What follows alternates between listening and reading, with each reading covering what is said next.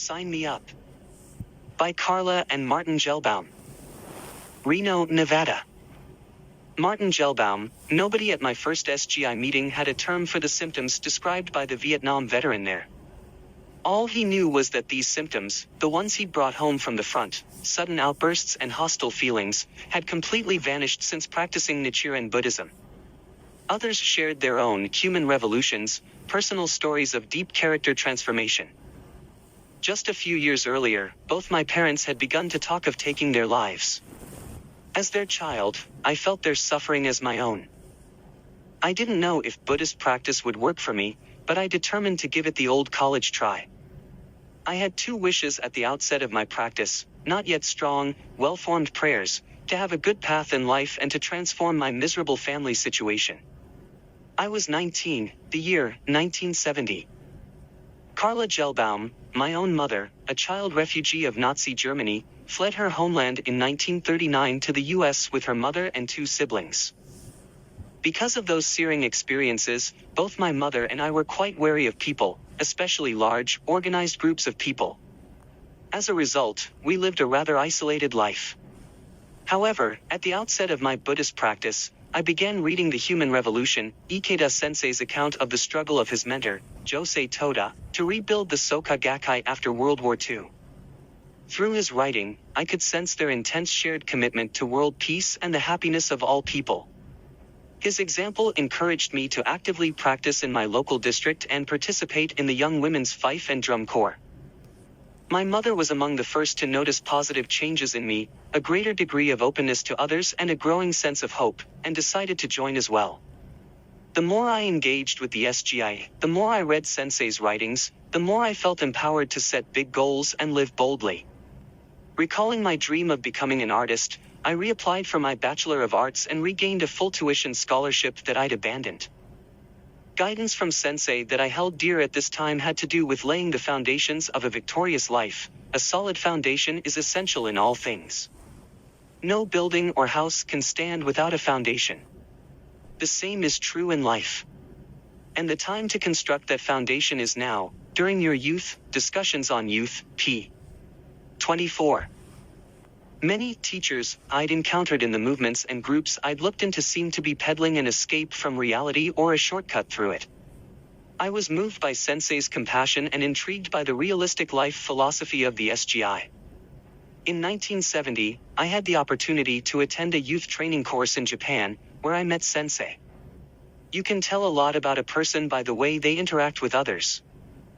While giving his full attention to the person in front of him, Sensei seemed to use every available moment to connect with as many people as possible. I will never forget one such moment, during which he presented a bouquet of flowers to a young woman standing in front of me. As he did so, he looked at me. In that moment, I felt he was looking right past the many self-criticisms I harbored and revealing to me my innate potential. Looking back, this moment reminds me of Sensei's famous clear mirror guidance, in which he encourages us to respect and revere the Buddha nature in each person. See My Dear Friends in America, 3rd edition, pages 92 to 103. That encounter convinced me, Sensei lives up to what he says and writes. I determined to continue practicing with the SGI and Sensei so that I, too, could develop such a strong and compassionate life. It also inspired me to renew my dream to become an artist, which I have pursued ever since, creating many works of art and participating in numerous exhibits and local artist groups. Martin, I was similarly struck by the writings of Sensei and the history of the Soka Gakkai. Talk is cheap, you know. But when the Soka Gakkai's 3 founding presidents talk about peace, they mean business. Founding President Tsune Saburo Makiguchi died in prison for his humanistic beliefs. Over the years, I've continued to deepen my own understanding of what it means to live one's life based on a shared pledge as mentor and disciple. One supremely practical guidance I have tried to live by is from the New Human Revolution, Volume 1, which I read in 1993, amid the Second Priesthood issue. In it, Sensei speaks to a Japanese immigrant in Brazil who sincerely seeks guidance about his failing crops but clearly does not know how to farm in his new country. Sensei admonishes the farmer that Buddhism is a teaching of unsurpassed reason. Chanting alone is not enough. The farmer must study his trade, exercise his ingenuity, and put in double the effort of those around him. Earnest Daimoku, based on a vow to advance Kosenrufu, Sensei says, is the wellspring to challenge these things. Supremely practical, right? We were raising 2 little kids at the time. My wife was doing her darndest as a zone women's leader, a mother, and an artist.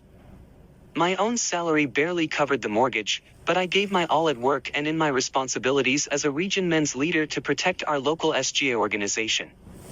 In the midst of such trials, the Nichiren Shoshu priests tried to rip apart our humanistic organization, fraudulently claiming that, without their blessing, it would be impossible for us ordinary, working people to attain enlightenment.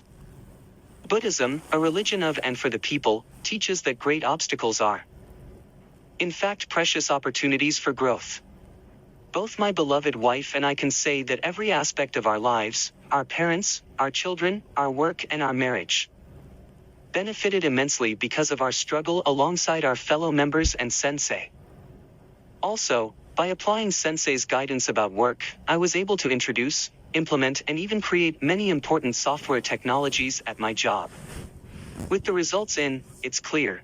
Sensei is right on the money when he says that a fighting spirit for Kosenrufu is the most important thing to attaining true happiness, and that even if one person can carry out faith, that will lead the whole family to happiness. Even my parents, who never practiced this Buddhism themselves, became vastly happier as we continued our faith and practice. I'll never forget how my father, in 2005, turned to my mother on his deathbed, clasping her hand in his, and said with deep emotion, "You've been my gal for 62 years. Such a simple thing, but between 2 people who had attempted suicide, it spoke more eloquently to me than all the words in the world for the transformation we'd done as a family. It was the answer to the very wish I'd held since the start of my practice, a wish that had long since deepened into a heartfelt prayer, for their happiness." Sensei's assurance that the bonds between parent and child are very profound, and the sincere prayers of their children can lead them to attain Buddhahood, the New Human Revolution, Volume 25, Revised Edition, p. 215, encourages us to win each day and thus bring happiness to our parents. Carla, one of the most important lessons from my own mother and from my practice is that, because our time in this world is limited, we need to create the most value each day. My mother died of ovarian cancer in 1983. Even as the illness raged, however, her life condition grew stronger because of her strong Buddhist practice. Up until the last days of her life, she continued chanting and encouraging the very people who'd come to encourage her. Her mother, my grandmother, came from New York City to stay with her. Martin, my wife's mother, was a strong person. Buddhism is not about becoming content. It's not about just getting out of debt. It's about turning a karmic debt, or poison, into medicine. I, too, battled serious health challenges beginning in late 1999, when my heart started jumping around in my chest. As it turned out, I needed open heart surgery in March of the following year. Then, in 2016 and 2019 as well, I was hospitalized for serious internal bleeding. While one does not generally look forward to a hospital visit, I must say I have wonderful memories of my wife reading to me at my bedside at the hospital. In particular, while I was hospitalized for internal bleeding and braving wave upon wave of nausea and pain, I asked her to read me on Lessening One's Karmic Retribution, in which Nichiren Daishonin teaches that the hardships we encounter in our Buddhist practice allow us to purge ourselves of accumulated karma in order to bring forth the state of Buddhahood. Sensei says, we don't focus on our karma merely so that we may repay our karmic debt and bring our balance to zero. Rather, it is to convert our negative balance into a large positive balance. This is the principle of changing karma in Nichiren Buddhism, August 2003. Living Buddhism, p. 44. Reading this, I said to myself, sign me up for the large positive balance. It was just fabulous how accurately that described my situation. Just as Nichiren and Sensei promised, because I persevered in faith through those problems, I am vastly happier and healthier than ever. Emerging from the pain, I was struck more than ever by the smile that my wife shares with me many times a day, which is just a really good deal, a really good deal.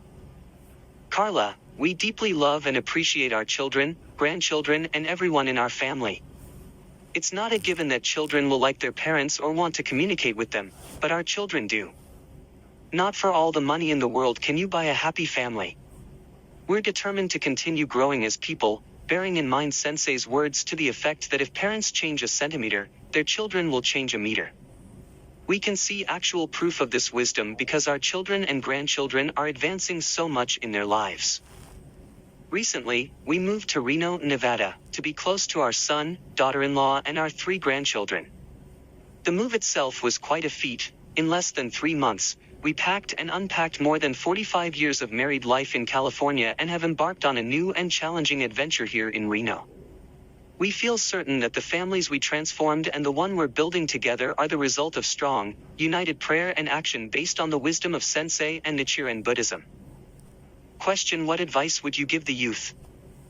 Martin, my 2 cents. Determine and vow to practice Nichiren Buddhism throughout your whole life no matter what, and always stand with Sensei and the SGI. And practice the guidance and teachings of Nichiren and Sensei. Find even just one thing you really like from their writings and resolve, I'm going to practice and prove the truth of this throughout my life. Carla, ditto what Marty said. I'd add, challenge a consistent daily practice and chant courageous Daimoku. With that foundation, live a bold and happy life and contribute in your own unique way to your family, to your work and to the SGI, and advance together with your fellow members and Sensei. Do your best in this way and you'll create wonderful results. November 10, 2023, World Tribune, pages 4 to 5.